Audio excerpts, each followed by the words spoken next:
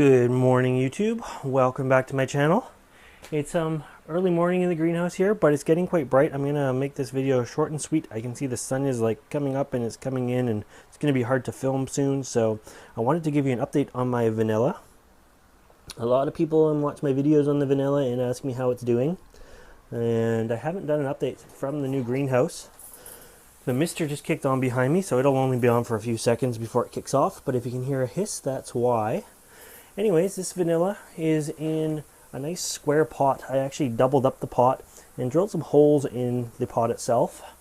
And then on the back side of the pot, I put this piece of wood here, and I think I stapled it in place with a staple gun. So it actually anchored it to the pot, so it's secure to the pot. And I had a nice vine that was about double this height that went up the pot. It wasn't growing a whole lot, but when we changed out the greenhouse, it got squished right there, and it eventually, the top half died off. So I cut it there, and I actually broke off the stick at that point too, because it was a waste having a stick that was twice as high up as the vanilla itself. But it had a runner that was coming out here, and the runners, it's doing good. It stopped growing for a bit as well when we transitioned to the greenhouse, and now it's come out with like a side shoot on it. And the side shoot has grown up to there, and it has a nice new leaf on it. So, I would consider it, it's coming back now. I was worried about it for a bit, a little disappointed that it got broken up here.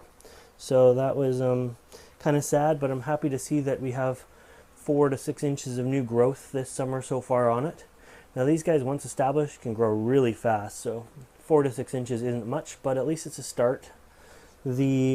I overpotted it on purpose here, just because they are a terrestrial orchid anyways. They like the roots in the ground.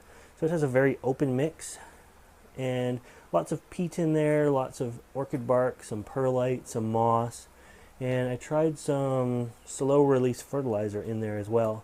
So we'll see how that goes. It's buried in around. But the moss itself on the back of the stick, I keep wet, or I try to wet it at least once a day. So it has sort of a wet tree there to climb up, and I give it lots of moisture and humidity. But anyways, yeah, I think it's going to make a recovery. These guys need to be like 16 feet long before they'll flower, so I'm a long way away from that. But the new leaves look nice and healthy on it, so that's a good sign. Hopefully it keeps growing for me, and we get it vining all over the greenhouse. I would love to see this huge and growing everywhere. This would definitely be one that I would just let grow wild if I could. But anyways, as for conditions, it faces this way in the greenhouse, so it's along the east wall here. So the morning light passes from behind it, and it does get sunlight from the south wall, but it's about 3 feet away from the south wall, so it's not bright. It's just sort of bright filtered sunlight, nothing direct sun.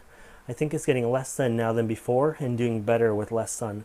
So that's a good sign that I discovered that it likes less sun. What else? I have been keeping it wetter than normal. I sprayed a lot, and I keep the media quite moist, and it seems to be liking it. So anyways, we'll keep up on what we're doing and see if we can grow this guy into a large vine finally. And anyways, I'm going to leave it with that. So I hope you like this video, and if you want to see more updates like this, make sure you subscribe to my channel. As always, thanks for watching.